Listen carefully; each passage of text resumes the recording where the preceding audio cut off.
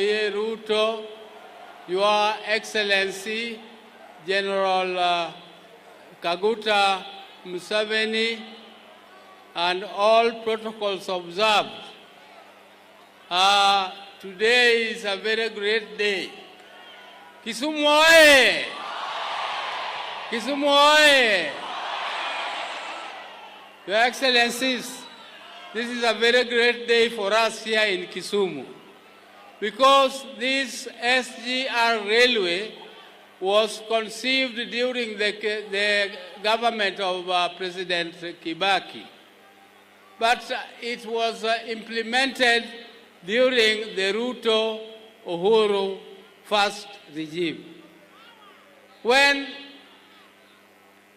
the next regime, where His Excellency President Ruto was also there, tried to push this project to be implemented and to go further up to Uganda, Your Excellencies, it became a very, very heavy thing to do, because the explanation given then was that it was unviable, and therefore it could not be financed, and therefore it could not continue.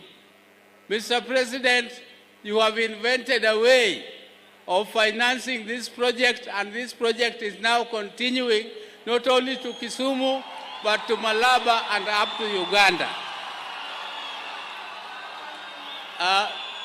But Mr. President, I now wonder how an unviable project 5 years ago has become viable 5 years later. Mr. President, this is a show of commitment to developing infrastructure.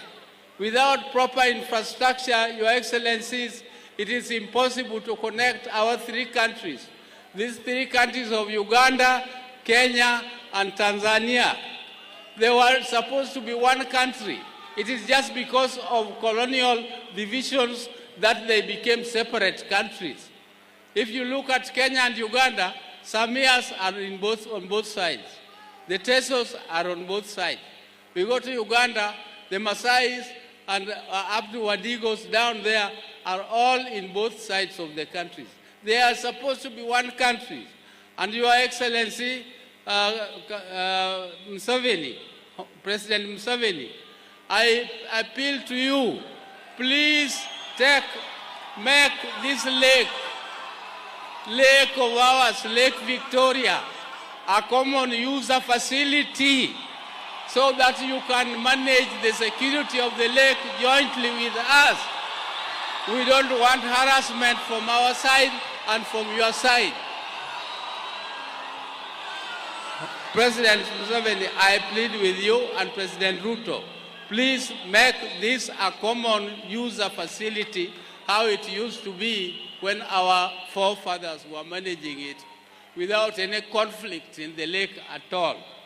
I don't want to speak much more than that, but I think this infrastructure is going to open development in East Africa. It is also a show that Kisumu now is looked at from a different mirror. The mirror with which Kisumu is looked at is now different, and we are going to continue together.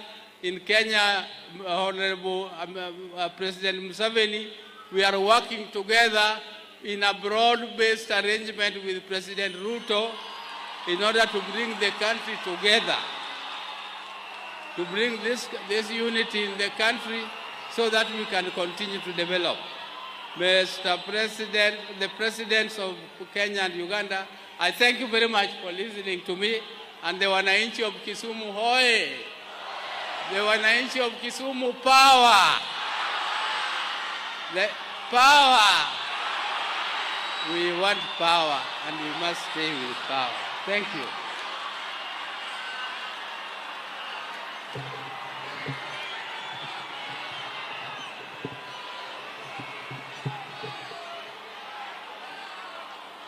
Asante sana.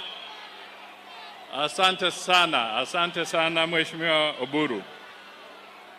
Your Excellencies, let me also acknowledge that in our midst we also have Honorable Beatrice School, the Minister for East African Integration in Kenya. Your Excellencies, President Yoweri Kaguta Museveni,